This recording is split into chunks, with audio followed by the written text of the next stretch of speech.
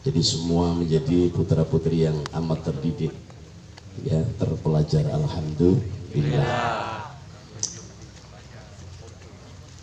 Bapak Ibu Dewan Guru Asatid wal Asatidah yang kami hormati, yang dimuliakan Allah Subhanahu wa Ta'ala, yang saya hormati wabil khusus Kapsek Kepala Sekolah kita SMP 2, betul Pak Jatuh, SMP 2 Negeri Bangkalan Bun, Ibu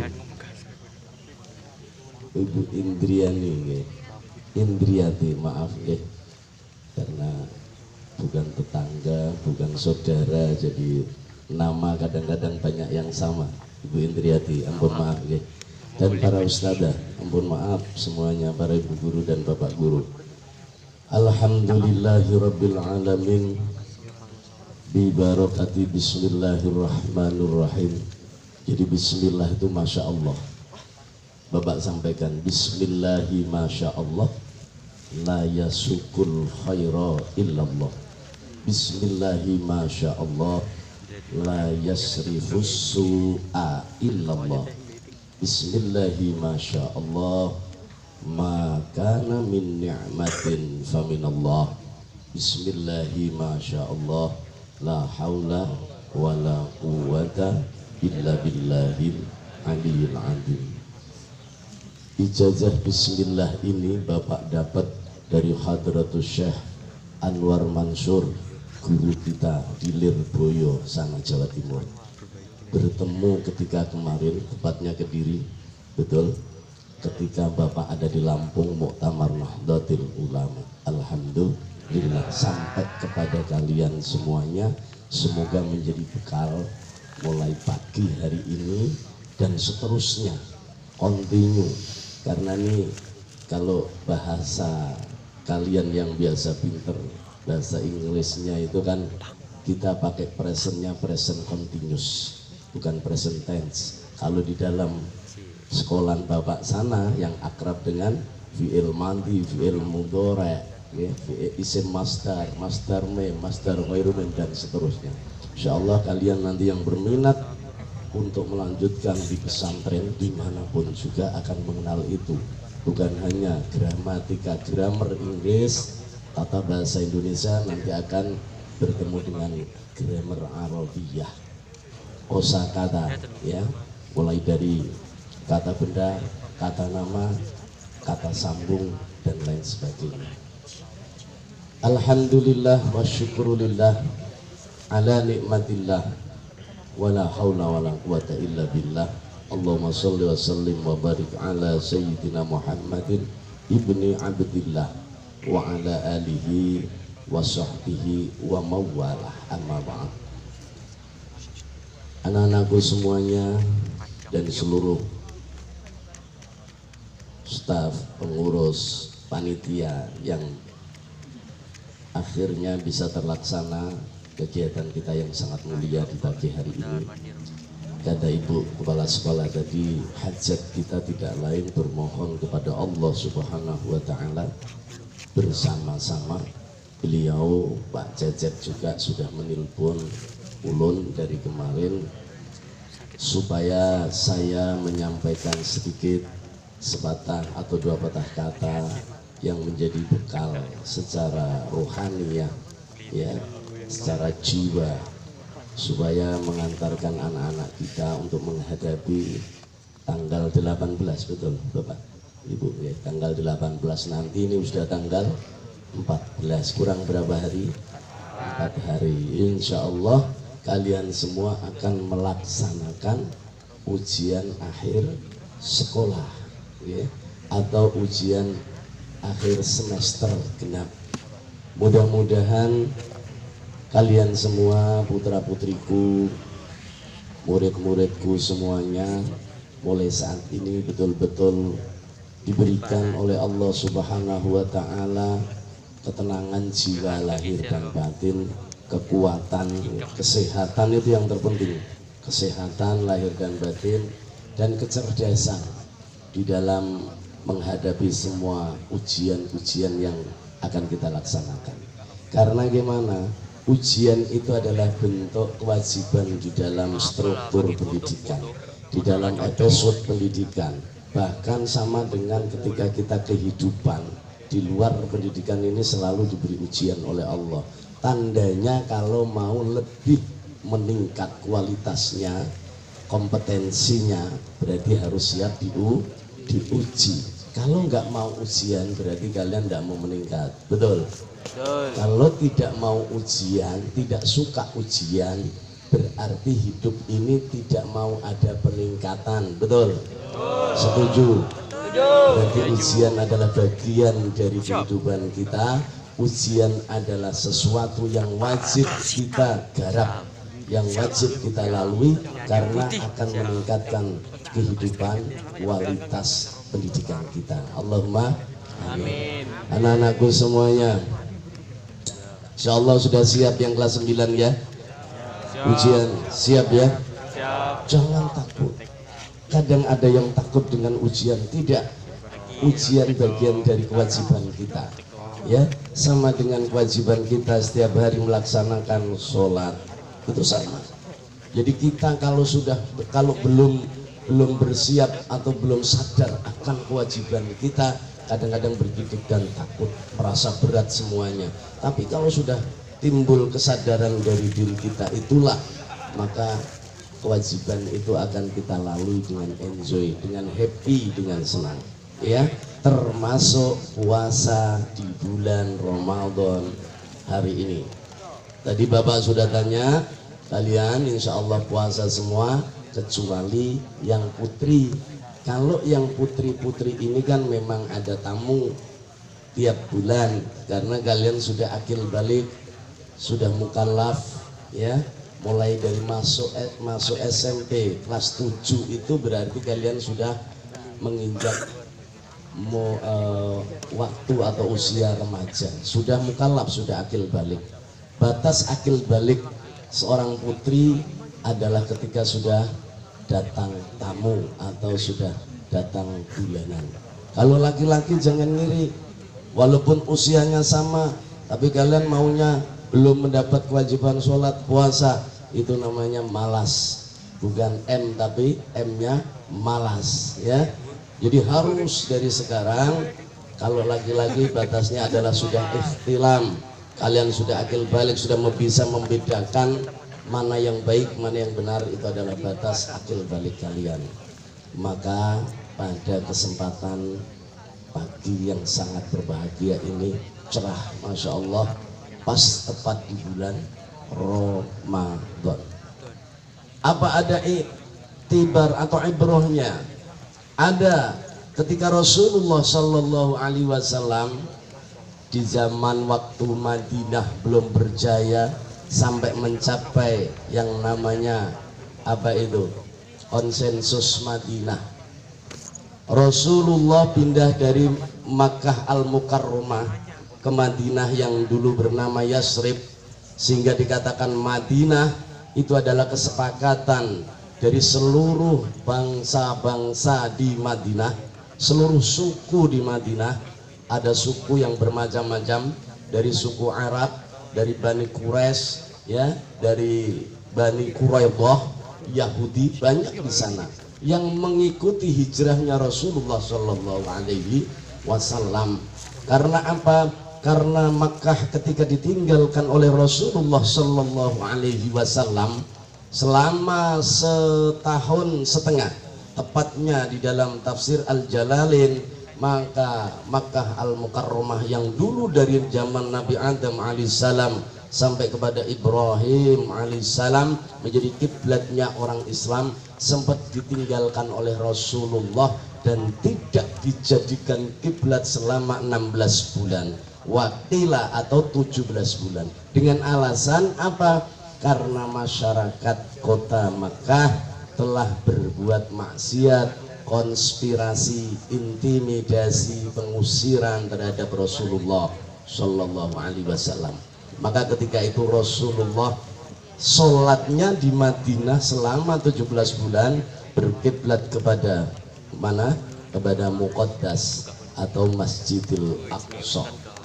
Jadi pernah ditinggalkan tidak menjadi kiblat sholatnya orang mukmin karena ada alasan warganya tidak suka dengan nabinya. Bahkan malam hijrah itu Rasulullah hampir-hampir saja akan dipidanakan, bahasanya akan disakiti dan sebagainya. Maka atas pertolongan Allah Subhanahu wa taala Rasulullah lolos dari semua rencana yang tidak baik itu. Ketika sudah dalam perjalanan sampai, kita jujuk aja kalau Bapak berkisah hijrahnya Rasulullah dengan suka dukanya bersama siapa? Sayyidina Abu Bakar radhiyallahu anhu. Itu perjalanannya penuh dengan suka duka. Sebelum di gua, masuk gua, di dalam gua, dan semuanya selama berapa? Hampir 1 minggu di gua itu. Ya, Rasulullah merasa dekat hatinya dengan Allah Subhanahu wa taala. Di samping beliau seorang nabi yang maksum, beliau berharap kepada Allah Subhanahu wa taala, inni akhafullah. Sampai kepada sahabat Abu Bakar Siddiq ketika bersedih, wajahnya kelihatan sedih meninggalkan Mekah, kota tempat kelahirannya. Maka Rasulullah bertanya, ya ashabi, ya Abu Bakrin, ya Aba Bakar, la takhaf wa la tahzan, innallaha ma'ana. Wahai Abu Bakar, kita sudah sepakat hijrah malam ini ke Madinah. Jangan kau sekali-kali punya rasa takut, gelisah, gentar terhadap apapun. Sesungguhnya kita bersama Allah Subhanahu wa ta'ala. Itu yang pertama kita ambil sebagai iktibar untuk menghadapi ujian.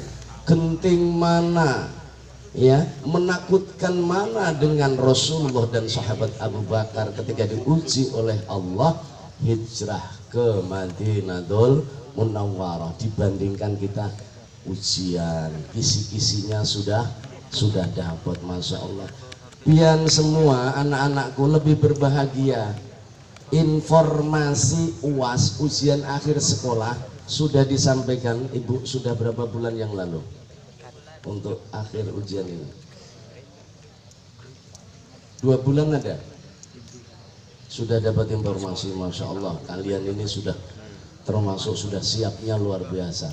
Murid Bapak yang di Darul Ulum sana di pondok baru dapat informasi seminggu yang lalu. Terlambat karena ini, ampun maaf Ibu, kemarin itu pondok pesantren kan diberikan leluasa oleh pihak Dikjar kita, oleh Pontren, Dinas Pontren, untuk memberikan atau melaksanakan ujian secara mandiri.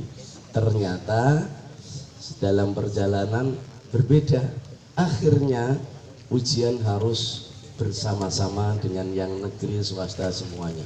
Akhirnya murid kami baru seminggu yang lalu diberikan informasi tentang ujian 18. Jadi bayangkan.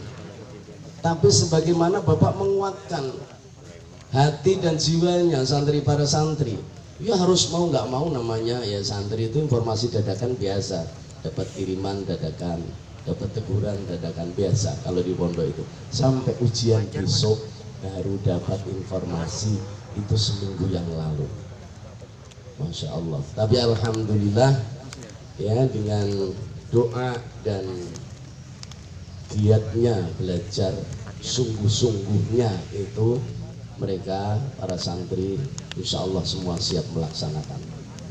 Apalagi anak-anakku yang sudah 3 bulan yang lalu, Masya Allah, betapa bijaksananya ibu kita, guru kita, bapak-bapak guru kita semuanya. Alhamdulillah, insya Allah sukses semua ya. Allahumma amin. Bapak lanjutkan kisah tadi. Ketika Rasulullah Sallallahu Alaihi Wasallam pindah ke Madinah, dan tadi di tahun itu Rasulullah mulai tidak berkiblat ke Makkah karena penduduk Makkah sangat tidak suka dengan Rasulullah. Maka Rasulullah ketika sudah di Madinah kiblatnya ke Masjidil Aqsa selama berapa? 16 bulan. Itu juga sebetulnya Rasulullah itu sangat kecewa, gelisah dalam hati, manusiawi, mengingat tanah tempat kelahirannya, tanah airnya, tanah tumpah darahnya, yaitu Mekah. Tembuninya bahasa kita tembuninya dikubur di Mekah, ari-ari ya. Jadi ketika anak lahir itu ada tembuni yang harus dikubur ya di sebelah rumah dan sebagainya. Itulah yang bukti menjadi tanah tumpah darah, di mana kalian lahir berserta saat wiladah itu kan pasti ada darah yang keluar dari seorang ibu. Disitulah tumpahnya di mana, maka kalian lahir di Indonesia, tanah tumpah darahnya Indonesia.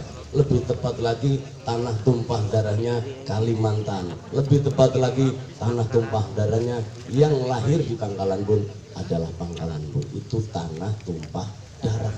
Rasulullah meninggalkan Mekah, betapa risau hatinya, gelisah.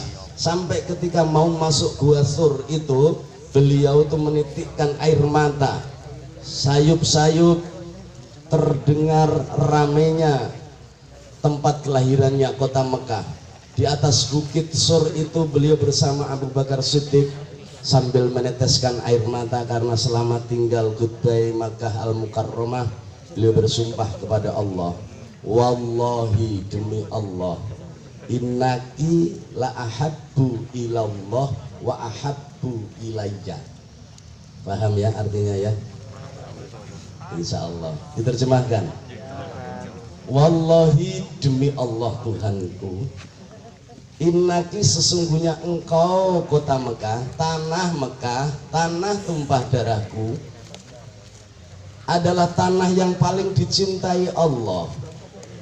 Wa ahabbu ilayya, dan tanah yang paling aku cintai karena engkau Mekah itu tanah tumpah darahku. Walaula ahluki ma akhrajuni minki ma kharajtu. Agak aneh kok banyak kinya ya. Ini dialog Rasulullah dengan tanah airnya Mekah. Seandainya malam ini wahai penduduk Mekah, ahli Mekah, tidak mengusirku mentah-mentah ya. Kalau matang-matang kan direbus. Mentah-mentah dari tanah tumpah darahku, makhraj itu sejengkal pun tidak akan aku tinggalkan bumi tempat kelahiranku. Masya Allah itu. Jadi Rasulullah pun pernah bersumpah demi tanah airnya dan berjanji kepada dirinya dan kepada Allah, satu saat akan kurebut kembali wahai kota Mekah, tanah tumpah darah. Makanya anak-anakku, disinilah Bapak yang sering menyampaikan kok nilai-nilai cinta tanah air. Rasulullah itu bersumpah, ini hadisnya sahih. Bagi ustazah atau ustadz silahkan dikoreksi kalau memang ada salahnya di hadis Bukhari Muslim. Hadis ini sahih. Jadi literasi rekomendasi hadis jika cinta tanah air Rasulullah tidak ada, karena belum ketemu. Belum ketemu dengan tidak ada itu beda. Ya, mencari tidak ketemu, belum ketemu itu beda. Makanya bahwa hadis Rasulullah Shallallahu Alaihi Wasallam yang menceritakan tentang cintanya tanah air Makkah itu sangat dibuktikan oleh Rasulullah Shallallahu Alaihi Wasallam. Maka timbullah bagi kita semua untuk mencintai tanah air kita, bumi tempat kelahiran kita. Pada umumnya Indonesia Raya ini, NKRI, Negara Kesatuan Republik Indonesia, yang sering menjadi pelakon harga mati cinta tanah air. Kalau bukan cinta tanah air, lalu cinta tanah air siapa? Kalau bukan cinta tanah air kita Indonesia. Kita lahir di Indonesia, kita besar di Indonesia, kita belajar dididik oleh guru-guru kita di Indonesia, kita makan dari buah bumi Indonesia. Kenapa kita tidak cinta tanah air kita? Ini menjadi bekal kalian nanti kalau sudah masuk di taraf apa itu perkuliahan. Hati-hati, ada doktrinisasi sekarang yang banyak mengatakan tidak perlu cinta tanah air karena malah membela tanah airnya yang lain selain tanah air sendiri. Itu tidak baik ya. Rasulullah Shallallahu Alaihi Wasallam ketika malam itu menangisi Mekah, maka sampailah ya 4 hari 5 hari di Madinah. Pada waktu itu berjalan sudah hampir 2 tahun. Jadi hijrah itu dihitung dari mulai itu tahun pertama hijriah, tahun kedua hijriah. Pas tepat Ramadan seperti ini, turunlah wahyu Allah Subhanahu wa taala yang dari mulai surat Al-Baqarah 183 selesai sampai 185. Kalau 83-nya ya ayyuhalladzina amanu kutiba alaikumusyamu kama kutiba alal ladzina min qablikum la'allakum tattaqun ayyaman ma'dudat sampai akhir. Disambung yang 184 sampai 185. Syahrul Ramadan alladzi unzila fihil Qur'anu hudal linnasi wa bayyinatin minal huda wal furqan.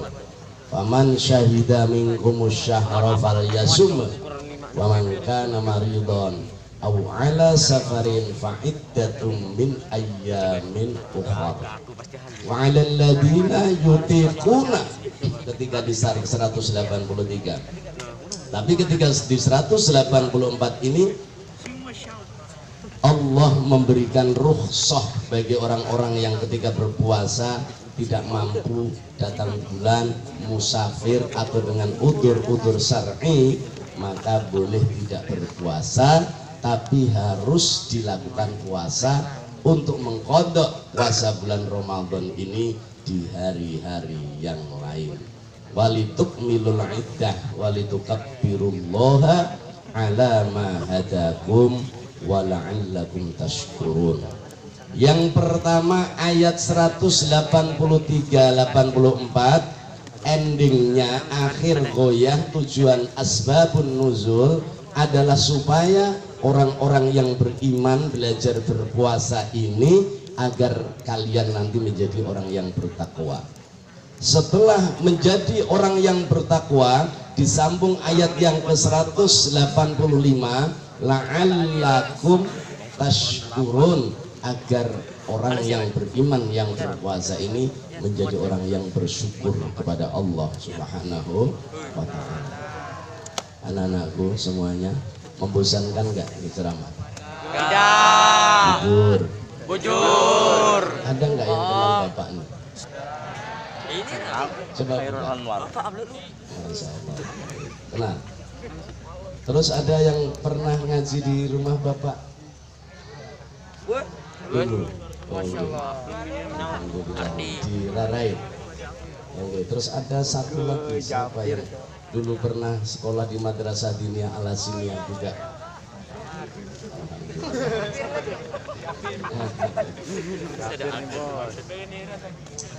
Jadi anak-anakku semuanya. Oh iya, buka. Siapa? Oh, oke. Oh, masya Allah, oke. Pernah di Diniyah Al Hasimiyah, oke. Jadi anak-anakku semuanya, pasti belum bosan ya, Bapak tambahkan ya. Ini untuk menjadikan motivasi kalian semua bekal bahwa satu, cinta tanah air itu hukumnya wajib. Yang kedua, ibrah, bahwa ujian yang diberikan oleh Allah Subhanahu wa taala kepada setiap manusia itu bobotnya berbeda-beda. Setelah Rasulullah Shallallahu Alaihi Wasallam, Bapak potong cucuk aja, dipercepat, di next. Lalu Rasulullah ada di Madinah tahun pertama Hijriah. Di tahun kedua inilah ujian yang amat genting, ujian yang tidak setara dengan apa yang telah didapat di Madinah.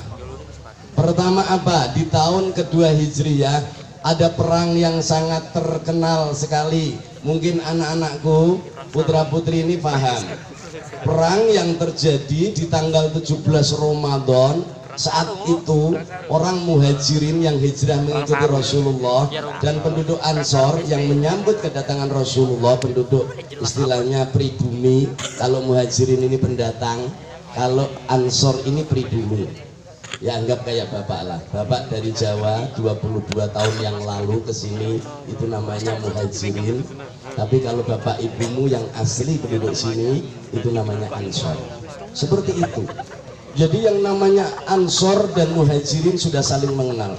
Bahkan penduduk setempat, penduduk yang mukim, yang memiliki tanah di Madinah, luar biasa baiknya terhadap penduduk pendatang dari Makkah Al-Mukarramah.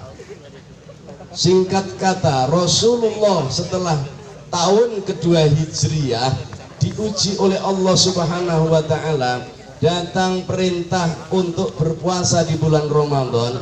Tapi penduduk Mekah yang dulu yang masih kafir jahiliyah memerangi Rasulullah, mengajak perang dengan Rasulullah yang saat itu penduduk muhajirin dan ansor kalau dijumlah tentaranya, pemuda dari sampai yang masih kecil, ada yang masih istilah sekarang tuh SD 12 tahun 13 tahun sudah mengangkat senjata perang.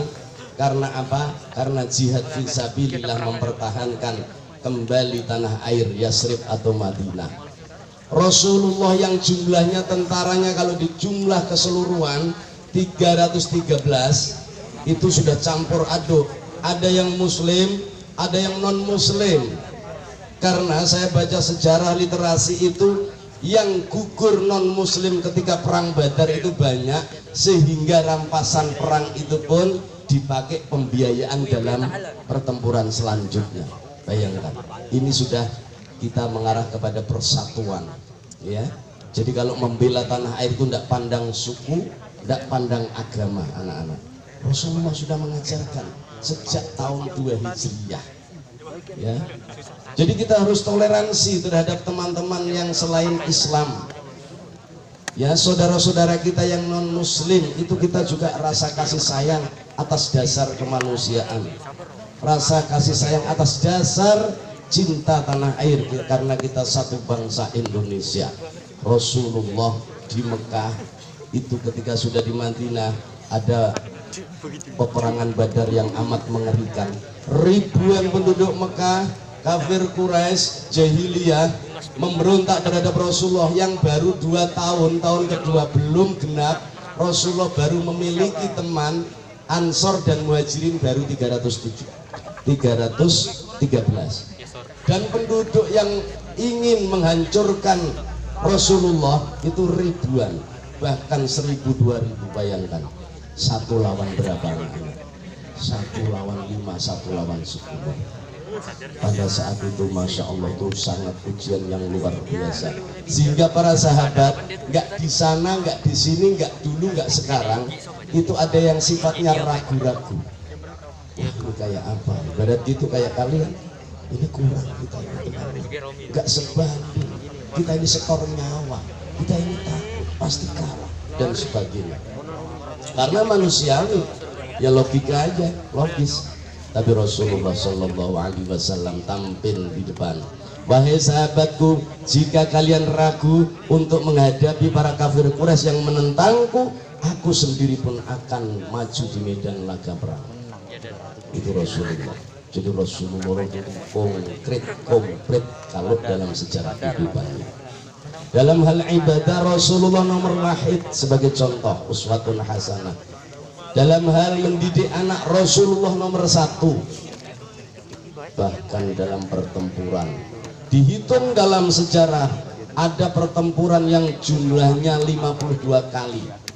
Yang 25 disebut perang Ghazawah. Rasul tampil di depan laga perang membawa pedang, memimpin pasukan. Ibarat sekarang adalah panglima perang, pangap yang ketiga. Kalau pangap sekarang perang belakangan, prajurit yang dikorbankan duluan. Kalau Rasulullah di depan, tampil di medan perang di depan, menghunus pedang, bujur-bujur. Makanya nanti di akhir Bapak ceritakan ketika kita sudah sampai di penghujung mau berdoa, itu ada sahabat Ukasah yang ketika Rasulullah itu memicu kudanya untuk bertempur di medan Badar itu, dia menyabutkan, bahasanya apa kalau menyabutkan itu?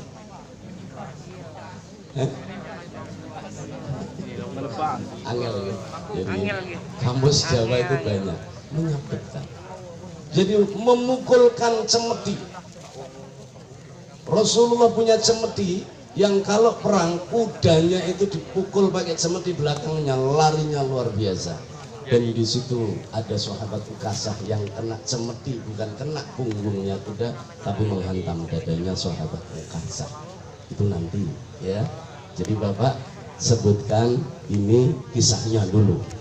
Maka ketika Rasulullah Shallallahu Alaihi Wasallam tampil di medan perang tanggal berapa? 17 Ramadan. Makanya 17 Ramadan itu menjadi momen yang paling hebat, yang sangat berarti dan sangat istimewa, dan disebut nuzulul Quran. 17 Ramadan nuzulul Quran, diturunkannya wahyu Allah Subhanahu wa taala yang paling banyak di bulan Ramadan, baik secara tafsilan terperinci maupun ijmalan secara global. Maka disitulah diperingati 17 Ramadan nuzulul Quran. Bahkan ada sebagian ulama 17 Ramadan itu turunnya Lailatul Qadar. Perang Badar, kembali, perang Badar adalah ujian yang paling memberatkan, baik secara fisik atau secara jiwa dan jasad. Bagaimana tidak ribuan musuh yang bersenapan lengkap dengan kita yang 313 bersama Rasulullah yang pemudanya masih kecil-kecil, yang baru masuk Islam, dan menghadapi ribuan di medan laga. 17 Ramadan kondisinya yang kita harus garis bawahi, karena Ramadan berarti tentara mukmin sedang berpuasa. Kayak kalian besok ujian, kondisi kalian masih berpuasa. Padahal Masya Allah ketika puasa itu doanya diijabah oleh Allah Subhanahu wa ta'ala. Amin ya. Karena terusan ayat tadi, terusan ayat gimana? Wa idza sa'alaka ibadi anni fa inni qarib ujibu da'watad da'i idza da'ani falyastajibu li wal yu'minu bi la'allahum yarshudun. Di bulan Ramadan itu ada harapan yang diberikan oleh Allah Subhanahu wa taala kepada seluruh umat Islam yang mau berpuasa, ketika mau mendekatkan diri dengan Allah Subhanahu wa taala dengan riyadhah puasa, maka ujibu da'watad da'i idza da'ani falyastajibuli wal yu'minu bi. Doamu dikabulkan Allah Subhanahu wa taala. Allahumma, doa kita dikabulkan Allah di bulan Ramadan, harus yakin itu. Allahumma amin. Ketika ujian nanti anggaplah itu biasa, ujian harian. Insya Allah doa kita dikabulkan Allah Subhanahu wa taala. 17 Ramadan menjadi iktibar, menjadi ibrah, menjadi pemandu semangat motivasi kita bahwa Rasulullah diuji yang lebih berat di medan tempur dalam kondisi berpuasa yang tidak sebanding 1 lawan 5, 1 lawan 10 dan sebagainya. Tapi Allah Subhanahu wa taala mengabulkan doanya Rasulullah dan doanya para mujahid Badar, sehingga Badar itu menjadi momentum yang luar biasa, menjadi takaran motivasi bagi setiap orang Islam yang ketika mendapat ujian di bulan Ramadan. Sampai sholawatnya terkenal ya. Sholawat apa? Sholawat Badar. Inilah asbabul wurud. Sholawat bahasa, sholawat Badar itu sanatnya di sini. Sampai satu-satunya sholawat yang ketika literasi Bapak baca, sholawat yang dipakai wasilah adalah sholawat Badar. Ayo hafal nggak? Hafal. Lagunya gimana? Salatullah salamullah ala toha rasulillah. Salatullah salamullah ala yasin habibillah. Ayo sama-sama. Salatullah salamullah ala Rasulillah salatullah salamullah ala yasin habibillah tawassalna bismillah wabil hadi rasulillah wa kulli mujahidin lillah bi ahlil badri ya Allah salat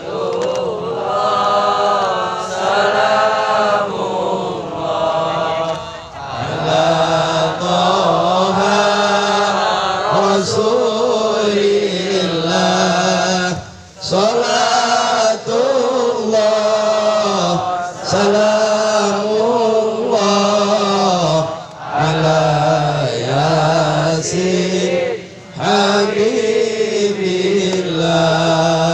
Anak-anakku perlu difahami, ini adalah satu-satunya sholawat yang dalam redaksinya tawassalna bi bismillah. Sholawat yang dipakai wasilah, dipakai sarana berdoa kepada Allah Subhanahu wa Ta'ala. Ini satu-satunya sholawat badar. Karena apa? Momentum ashabul badri atau ahli badar mujahid itu luar biasa, perang yang tidak seimbang. Bahkan di saat itu Rasul diuji, pamannya yang bernama Hamzah meninggal. Masya Allah, paman yang tercinta yang membela di saat Rasulullah Shallallahu Alaihi Wasallam dalam kondisi berduka. Di samping Abu Thalib ada paman Hamzah, ada paman Abbas bin Abdul Muthalib. Semuanya itu putra dari Kayi Abdul Muthalib atau Sayyidi Abdul Muthalib. Pamannya yang bernama Hamzah wafat di medan Badar. Bukan karena sedih biasa, tapi ternyata dilaporkan pamannya Hamzah itu ya meninggalnya dengan secara mengenaskan, sehingga dadanya dibelah oleh Habsi, oleh Hindun, hatinya diambil. Masya Allah, betapa kejamnya jahiliyah pada saat itu. Maka Rasulullah Shallallahu Alaihi Wasallam berjanji, ya Allah, bangkitkan cintaku kepada tanah air Madinah sebagaimana aku mencintai tanah airku Mekah Al-Mukarramah. Rasulullah bersabda seperti itu, diijabah oleh Allah Subhanahu wa Ta'ala, sehingga selama tahun Hijriah kedua itu Allah memberikan perintah wahyu, kembalilah kiblat sholat itu ke Mekah Al-Mukarramah. Di dalam surat Al-Baqarah, fawalli wajhaka syatrul masjidil haram. Maka Rasulullah diperintahkan untuk menghadap kiblat sholat kembali kepada Masjidil Haram Mekah yang tadinya ke Masjidil Aqsa. Maka kalau yang sudah umroh, sudah haji, Bapak Ibu, di sana ada masjid yang bernama Kiblataini, masjid yang berkiblat dua. Karena turunnya ayat itu pada saat wakilah sholat duhur, 2 rakaat masih menghadap ke Masjidil Aqsa, turun fawalli wajhaka syatral masjidil haram. Rasulullah langsung menengok, menggeser posisi sholatnya dari begini menjadi begini, jadi agak ke utara, itu menuju ke Mekah Al-Mukarramah. Disitulah anak-anakku sekalian, mudah-mudahan ada inspirasi, ada motivasi bahwa bulan Ramadan Allah memberikan ujian yang bentuknya garapan soal akhir sekolah ini sangat luar biasa. Di saat kalian berpikir sangat konsentrasi, tidak mikirkan jajan, tidak mikirkan istirahat nanti makan apa, tapi pikirannya continue memikirkan soal insya Allah apa yang telah diberikan kepada kita, soal-soal nanti kepada kalian semua. Insya Allah kalian akan bisa mudah cara menggarap dan menyelesaikan soal tersebut. Allahumma. Akhir kisah Bapak, ada sahabat Ukasah ketika Rasulullah Shallallahu Alaihi Wasallam itu di penghujung hayatnya, hampir sudah 63 tahun Rasulullah itu mau wafat. Rasulullah bersabda, dan di depan semua sahabat ditanya, apa yang kalian laksanakan sudah sesuai perintah Allah? Apa yang kalian amalkan semua sudah sesuai dengan syariatku, kata Rasulullah. Sekarang waktunya saya bertanya kepada kalian, ini kata Rasulullah, apakah selama hidupmu, selama hidup kita bersama aku, ada yang tersakiti, ada yang terdolimi, atau ada yang aku utang belum bayar? Rasulullah itu bercerita, berceramah di masjid. Semua sahabat mendengar. Dalam hati sahabat, mana mungkin Rasulullah berhutang budi sama kami? Tentunya kamilah yang berhutang budi dengan Rasulullah Shallallahu Alaihi Wasallam. Tapi ada satu sahabat yang bernama Ukasah, dengan memberanikan diri, ingat di waktu perang Badar, beliau terkena sabetan cemetinya Rasulullah ketika cambuk itu mencambuk kudanya perang Badar, tapi kena belakang karena Ukasah ada di belakang kudanya Rasulullah. Lalu cambuk itu dicambukkan oleh Rasulullah, kena kudanya, tapi tidak kena kudanya, kena belakangnya yang menggiring Rasulullah, yaitu sahabat Ukasah. Sahabat Ukasah tunjuk tangan, ya Rasulullah, kalau ini dianggap hutang, dan dianggap tidak penting, maka demi Allah saya relakan. Tapi minta izin ya Rasulullah, saat jenengan perang Badar, saat pian naik kuda, pian mencambuk kudamu, aku ada di belakangmu, cambukmu, cemetimu itu engkau ayunkan tidak kena kudamu, tapi kena dadaku. Bagaimana ya Rasulullah? Saya minta pengadilan, apakah ini termasuk utang atau tidak? Lalu Rasulullah, orang yang sangat bijaksana, wahai Ukasah, kalau itu yang kamu laporkan, itu namanya utang. Itu namanya kamu tersakiti olehku. Sekarang balaslah wahai Ukasah, aku rela. Pada saat itu semua sahabat yang sudah cinta dengan Rasulullah, bagaimana hatinya gemuruh membara. Mana mungkin seorang sahabat Ukasah berani mengatakan kalau Rasulullah hutang budi dan hanya kena sabetan cemeti sedikit kok minta membalas mencambuk Rasulullah. Maka Rasulullah perintah kepada Sayyidina Ali, wahai Ali, ambilkan cemeti itu di rumah Fatimah dan akan aku buktikan karena aku hutang budi, karena aku telah menyakiti Ukasah. Diambillah oleh Sayyidina Ali, sehingga putrinya Fatimah mendengar kisah yang disampaikan Sayyidina Ali, menangis. Kenapa Ukasah sampai hatinya mau menyakiti ayahku yang sudah sakit, Rasulullah? Dan ketika itu Sayyidina Ali hanya mengatakan, itu urusan ayahanda Rasulullah Shallallahu Alaihi Wasallam, kita tidak boleh ikut campur. Dengan cepat lalu Sayyidina Ali membawa cemeti itu ke dalam masjid dan dipeganglah oleh Rasulullah. Ukasah berdiri, disilahkan Ukasah maju. Wahai Ukasah, dulu cara kamu kena cambukku seperti apa? Silahkan. Bagaimana coba? Ukasah dengan memberanikan diri maju ke depan. Dia bilang, ya Rasulullah, ketika saat cambukmu mengenai dadaku telanjang tidak berbaju ya Rasulullah. Masya Allah, bayangkan orang yang paling mulia, khairul haq, Nabiullah, khatamul anbiya wal mursalin, orang yang paling dicintai Allah Subhanahu wa ta'ala, ditantang oleh sahabat Ukasah. Ya Rasulullah, ketika dadaku kena cambukmu cemeti itu, aku tidak berbaju. Mana mungkin adil kalau aku membalasnya jenengan masih berjubah berbaju. Masya Allah. Ya, jadi maksudnya apa? Maksudnya adalah ingin membalas seperti sedia kala Rasulullah disuruh melepaskan jubah dan bajunya. Sahabat Umar, sahabat Abu Bakar, orang yang kaya raya, waktu itu dari mulai anak-anak sampai tua mengikuti Rasulullah menjadi sahabat. Dia adalah saudagar kaya. Maka berdiri, wahai Ukasah, daripada kau membalas Rasulullah junjungan kita, balaslah aku saja, aku rela demi Rasulullah. Apa kata Rasulullah? Wahai Abu Bakar, duduklah, ini bukan urusanmu. Lalu berdiri lagi Umar, wahai Ukasah, engkau jadi sahabat yang baru kemarin sore, jasamu belum seberapa, aku ini yang dulu mantan preman pasar. Kata sahabat Umar bin Khattab, kalau engkau sekali-kali jangankan mencampur menyakiti kulitnya Rasulullah, langkahi dulu mayatku.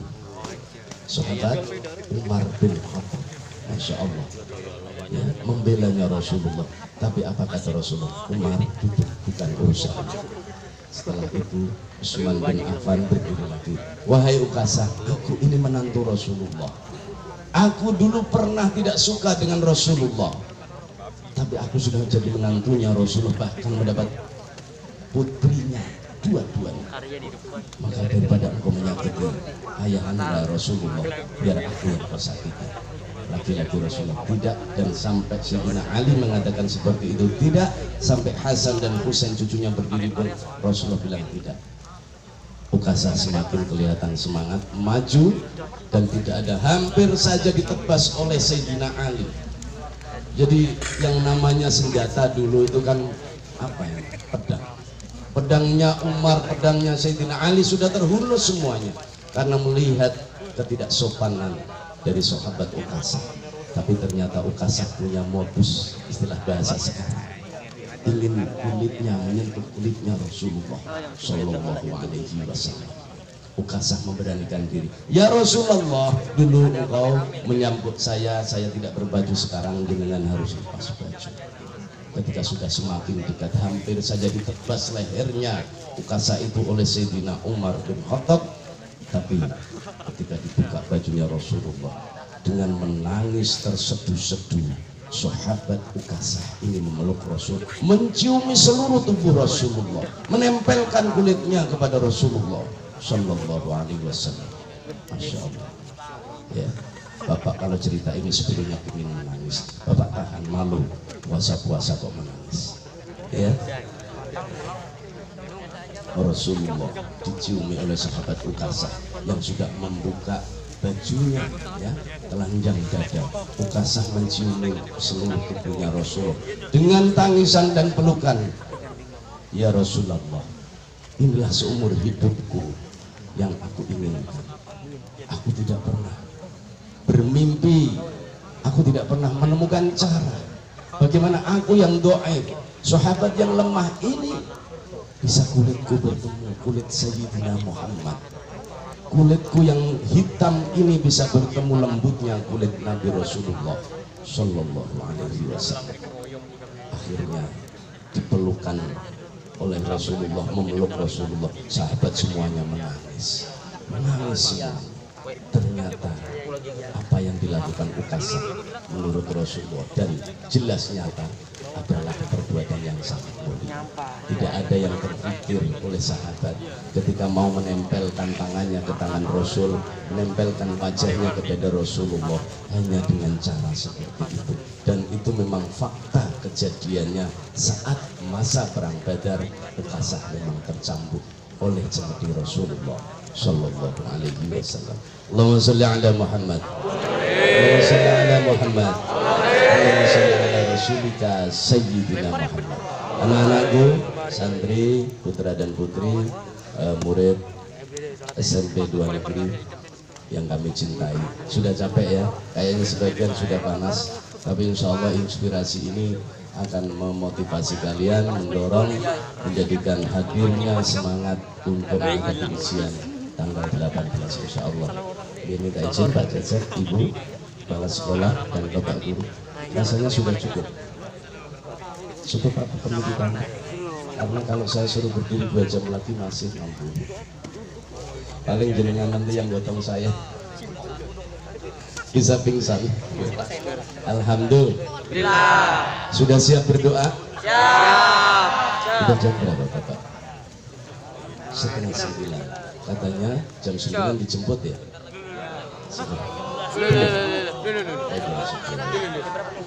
Syaratnya kalian berdoa sungguh-sungguh kepada Allah Subhanahu wa Ta'ala dan jaga puasa ya, jaga puasanya ya. Pesan Bapak, puasa ini perintahnya sangat spesifik. Perintahnya Allah untuk orang yang berpuasa sangat khusus. Di antaranya sumu tasihu, Rasulullah bersabda, berpuasalah kalian akan menjadikan terapi puasa demi kesehatan. Sehat orang berpuasa itu. Ya, karena apa? Organ pankreas tubuh pencernaan ini akan orsinil, cara kerjanya pasti, jamnya pasti, tidak berlebihan seperti ketika kita tidak berpuasa. Itu yang pertama. Lalu Allah di dalam hadis qudsinya, puasa ini dimotivasi oleh Allah Subhanahu wa taala dengan bagaimana? As-saumu li wa ana ajzun bi. Yang artinya berpuasa, orang yang berpuasa itu sungguh bagi Allah, mutlak Allah yang membalasnya. Allah yang mengatakan bahwa puasa itu untukku, untuk Allah. Kalau kalian sholat, pahalanya untuk kalian, bekal nanti. Kalian berzakat, berinfak, bersodakoh, bahkan berhaji, pahalanya untuk kalian, bukan untuk Allah. Tapi puasa spesifikasi spesial, puasa ini untuk Allah. Itu kata Allah, firman Allah, dan Allah akan membalasnya secara khusus juga. Makanya kalau bagi yang berpuasa sungguh-sungguh, insya Allah doanya akan diijabah oleh Allah Subhanahu wa ta'ala. Ya, siap semuanya berdoa kepada Allah Subhanahu wa ta'ala. Dengan bermodal kita riyadhah berpuasa kepada Allah Subhanahu wa ta'ala, karena Allah sungguh-sungguh, maka doa kita insya Allah dikabulkan Allah Subhanahu wa ta'ala. Bukan doa kita hari ini, pagi ini saja, tapi doa kita seterusnya, selamanya, selama kita yakin kepada Allah Subhanahu wa ta'ala. Allahumma amin ya rabbal alamin. Salatullah salamullah ala toha Rasulillah. Salatullah salamullah ala yasin habibillah. Ya Allah, kami di tempat yang mulia ini, kami rendahkan hati dan jiwa kami mengadah kepadamu ya Allah, bermohon denganmu ya Allah, dengan segala kerendahan hati kami. A'udzubillahi minasyaitonirrajim. Bismillahirrahmanirrahim. Alhamdulillahirabbil alamin. Allahumma sholli ala sayyidina Muhammad wa ala ali sayyidina Muhammad. Allahumma ghfirli wa liwalidayya warhamhuma kama rabbayani shaghira. Ya Allah, ampunilah dosa-dosa kami, dosa kedua orang tua kami. Amin. Orang tua yang telah menyayangi kami, melahirkan kami. Ampunilah orang tua kami, bahagiakanlah orang tua kami ya Allah, sebagaimana orang tua kami menyayangi kami di waktu kami masih kecil. Ya Allah, ampunilah dosa-dosa guru-guru kami ya Allah. Guru kami adalah orang yang berjasa dalam kehidupan kami ya Allah. Guru kami orang yang membimbing jiwa kami ya Allah. Jika orang tua kami hanya memberi asupan, vitamin, energi membesarkan raga dan jasad kami, guru kami adalah orang satu-satunya yang membesarkan jiwa kami, yang membesarkan hati kami, yang membimbing kami untuk mencari masa depan, menggapai harapan di dalam kehidupan kami ya Allah. Ampunilah dosa-dosanya ya Allah, jadikan orang yang termulia di hadapan-Mu ya Allah.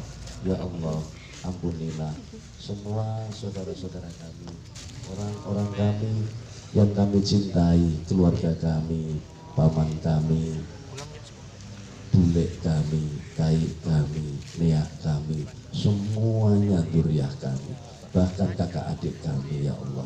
Ampunilah dosa-dosa ya Allah. Bimbinglah kami, bimbinglah adik-adik dan kakak kami, bimbinglah semuanya yang sebaya kami ini ya Allah. menjadi putra putri yang soleh dan solehah, menjadi orang yang bertakwa kepadamu ya Allah, menjadi orang yang taat kepada Rasulmu Sayyidina Muhammad sallallahu alaihi wasallam, menjadi orang yang berilmu ya Allah. Berikanlah kami ilmu ya Allah. Allahumma aghnini bil ilmi wa zayyinni bil hilmi wa akrimni bit taqwa wa jammilni bil afiyah. Ya Allah, berikanlah ilmu kepada kami ya Allah yang manfaat dan barokah. Hiasilah dalam hidup kami ya Allah dengan perbuatan-perbuatan amaliyah yang sholihah ya Allah. Ya Allah, jadikan kami orang yang kaya hati ya Allah, yang selalu ridho kepadamu. Dengan doa setiap pagi kami sampaikan,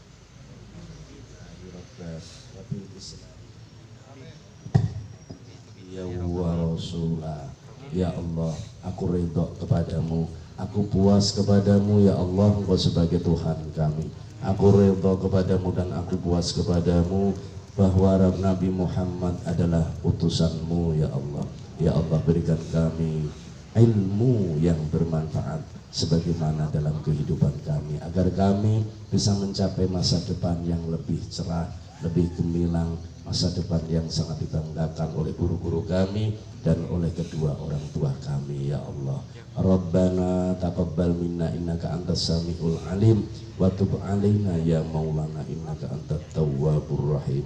Ya Allah, terimalah persembahan kami, doa-doa kami, khusus di tempat ini ya Allah. Putra putri kami ini menengadah kepadamu ya Allah. Berikan anugerah dan rahmatmu ya Allah. Jadikan putra putri yang soleh ya Allah, yang solehah ya Allah. Jadikan putra putri kami menjadi kuat jiwa raganya, hatinya untuk menghadapi ujian yang akan dilaksanakan tanggal 18 nanti ya Allah. Berikanlah kecerdasan, berikanlah kesadaran, berikanlah kemudahan ya Allah dalam menyelesaikan soal-soal yang diberikan nanti ya Allah. Rabbana atina fid dunya hasanah wa fil akhirati hasanah wa qina adzabannar. Wa sallallahu ala sayyidina Muhammad wa ala alihi wa sahbihi wa baraka wa sallam. Subhana rabbika rabbil izzati amma yasifun wa salamun alal mursalin walhamdulillahi rabbil alamin. Al-Fatihah. Syaitanir rajim. Bismillahirrahmanirrahim. Alhamdulillahirabbil alamin arrahmanir rahim maliki yaumiddin iyyaka na'budu wa iyyaka nasta'in ihdinas siratal mustaqim siratal ladzina an'amta 'alaihim ghairil maghdubi 'alaihim waladdallin amin. Taqabbalallahu minkum inna wa minkum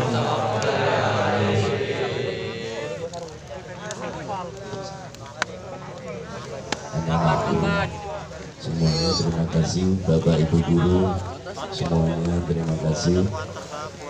Apa yang ulun sampaikan menurut ulun sudah cukup. Kalau kurang nanti kapan-kapan dipanggil lagi. Nah, ya. Jadi mohon maaf lahir dan batin. Mari kita semangat, mari kita happy di dalam menjalankan ibadah puasa ini, biar kita bisa melewati suasana-suasana terutama ujian yang akan kita hadapi. Cukup sekian, wallahul muwaffiq ila aqwamit thoriq. Assalamualaikum warahmatullahi wabarakatuh. Waalaikumsalam warahmatullahi wabarakatuh. Demikian tadi kita sudah dengarkan bersama-sama ceramah agama yang telah disampaikan oleh Yang Mulia Bapak Ustaz Khairul Anwar, dan juga kita sudah bersama-sama berdoa semoga saja doa kita dikabulkan oleh Allah Subhanahu wa Ta'ala, dan apa yang kita lakukan hingga saat ini selalu bernilai ibadah di sisi Allah Subhanahu wa Ta'ala. Amin ya rabbal alamin.